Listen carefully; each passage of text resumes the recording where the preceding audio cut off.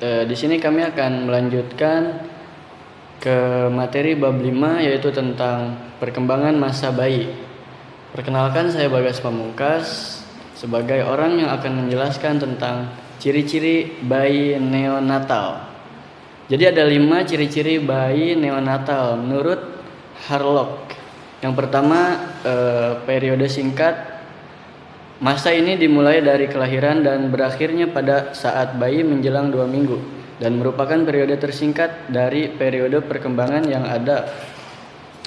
Lalu yang kedua, terjadinya penyesuaian radikal. Penyesuaian radikal yakni peralihan dari lingkungan dalam ke lingkungan luar.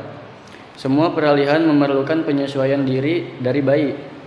Ada bayi yang mudah menyesuaikan diri, namun ada yang mengalami juga kegagalan. Lalu masa terhentinya perkembangan. Pertumbuhan dan perkembangan pesat yang terjadi pada pranatal tiba-tiba berhenti pada kelahiran. Seringkali terjadi kemunduran, misalnya berkurangnya berat badan dan kecenderungan kurang sehat dibandingkan pada saat dilahirkan. Lalu pendahuluan dari perkembangan selanjutnya. Maksudnya, perkembangan bayi yang baru lahir dapat memberi petunjuk tentang apa yang dapat diharapkan akan terjadi. Nah, ciri yang terakhir yaitu periode yang berbahaya. Bayi neonatal merupakan periode yang berbahaya baik secara fisik maupun secara psikologis. Secara fisik, bayi sulit melakukan penyesuaian radikal sehingga dapat menyebabkan kematian.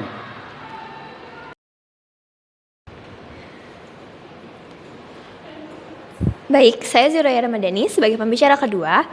Penyesuaian bayi neonatal menurut Harlock 1998 melibatkan perubahan suhu, bernapas sendiri, mengisap, dan menelan, serta fungsi pembuangan tubuh. Faktor yang mempengaruhi penyesuaian pasca natal meliputi lingkungan, prenatal, jenis persalinan, pengalaman persalinan, lamanya periode kehamilan, dan sikap orang tua. Lingkungan prenatal yang sehat dan jenis persalinan yang alamiah mendukung penyesuaian bayi. Sementara, pengaruh obat-obatan dan kesulitan bernapas dapat mempengaruhi proses penyesuaian. Orang tua juga memegang peran penting dalam membantu penyesuaian bayi pasca lahir, baik secara fisik maupun psikologis.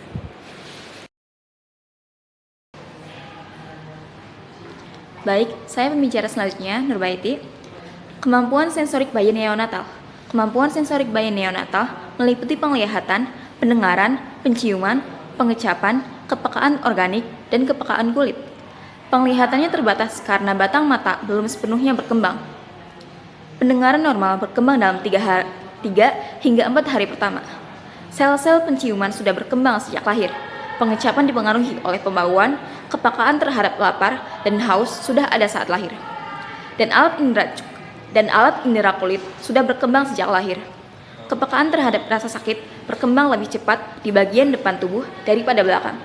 Lalu poin yang kedua, arti tangis bayi. Tangis bayi baru lahir adalah perilaku wajar yang memiliki nilai sosial. Biasanya dimulai saat lahir atau sesaat setelahnya, yang merupakan gerakan refleks untuk memompa paru-paru dan memungkinkan pernafasan.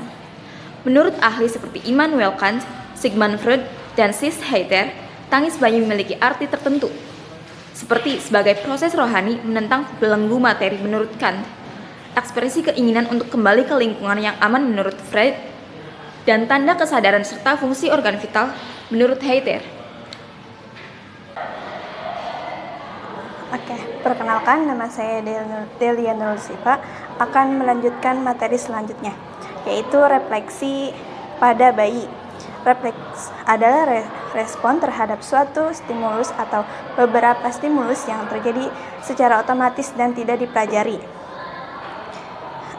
Beberapa refleks tersebut adalah sebagai berikut. 1. Refleks mempertahankan diri. Breathing reflex yaitu refleks berupa menghirup dan menghembus napas secara berulang-ulang. Selanjutnya, eye blink reflex, yaitu refleks berupa menutup dan mengejapkan mata.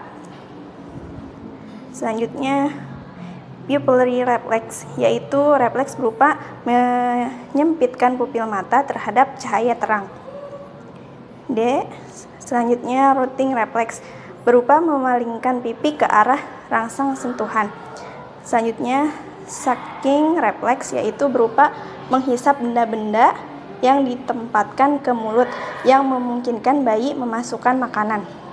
Selanjutnya swallowing reflex, yaitu refleks menelan yang memungkinkan bayi memasukkan makanan. Yang kedua, refleks primitif atau subkortikal, yaitu refleks yang dikontrol oleh area subkortikal otak dan secara perlahan hilang pada tahun-tahun pertama kehidupan, seiring subretinal cortex mengarahkan dan mengontrol perilaku. Refleks ini terdiri dari Babinski refleks, berupa jari-jari kaki yang mencengkram ketika bagian bawah kaki diusap. Selanjutnya grasping refleks, berupa jari-jari tangan mencengkram pada benda-benda di sekitar yang disentuh kepada bayi.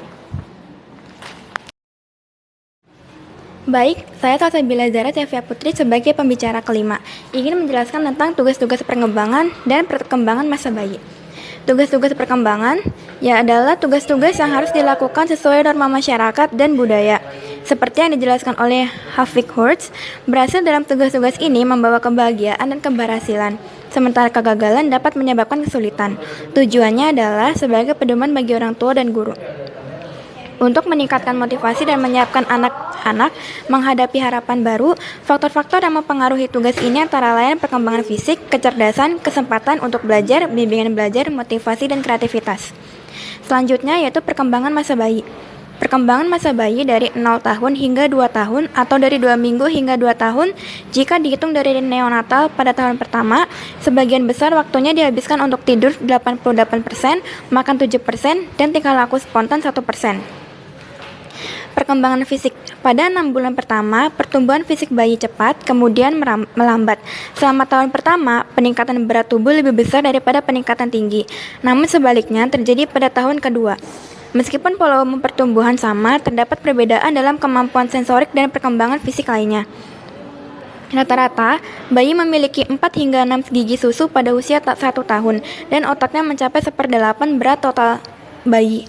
Pertambahan berat otak paling besar terjadi pada usia 2 tahun. Yang kedua, perkembangan intelijensi. Menurut Bloom, perkembangan intelijensi terjadi intensif pada tahun-tahun pertama. Pada umur 1 tahun, 20% perkembangan intelijensi tercapai, pada umur 17 tahun mencapai 100%. Pada usia 4 tahun mencapai 50% dan pada usia 8 tahun 80%. Perkembangan intelijensi dipengaruhi oleh tingkat kecerdasan dan pengalaman bayi. Persepsi awal pada bayi diperoleh melalui sensorik dan kemampuan menjelajahnya.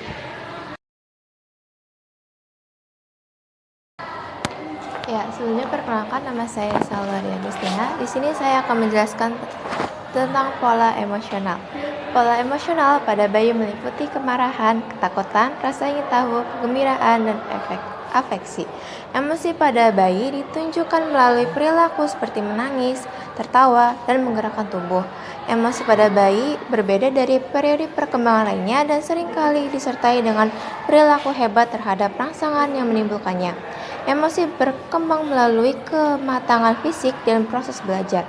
Kelenjar endokrin memainkan peran penting dalam kematangan emosional, sementara proses belajar memungkinkan pengendalian lingkungan untuk mendukung perkembangan emosi yang diinginkan. Selanjutnya, itu ada perkembangan bicara pada bayi melalui beberapa tahapan. Di sini ada tahapan tentang refleksi, vokalisasi, bumbling atau meraba, taling, ekolia, dan true speech. Ya, sekian dari penjelasan saya. Saya Dara Viva akan melanjutkan materi selanjutnya. 5. Reaksi sosial terhadap orang dewasa. Pada masa bayi, interaksi sosial dengan orang dewasa sangat penting. Anak senang meniru tingkah laku orang dewasa, merasa malu terhadap orang asing, bergantung pada bantuan orang lain, menerima otoritas, bersaing untuk menunjukkan kekuatan, mencari perhatian, dan berkolaborasi dengan teman-temannya. 6. Pola bermain masa bayi. Pola bermain pada masa bayi meliputi sensomotorik, menjelajah, meniru, berpura-pura, dan hiburan. Bayi akan melakukan gerakan fisik seperti menendang, menggerakkan jari, dan memanjat. Mereka juga akan mengeksplorasi dengan menyentuh, merobek, dan merasakan benda-benda di sekitarnya. Selain itu, mereka mulai meniru tingkah laku orang dewasa, memberi sifat pada mainan, dan menikmati interaksi seperti dinyanyikan atau diceritai cerita. G. Implikasi di bidang pendidikan. Implikasi di bidang pendidikan untuk bayi termasuk perlunya perawatan dan kasih sayang yang kontinu, serta rangsangan motorik yang tepat untuk perkembangan fisik dan motoriknya. Reaksi orang dewasa yang positif dan pemberian afeksi sangat penting, karena pemaksaan atau penolakan dapat mengakibatkan kemunduran dan ketidakbahagiaan pada bayi.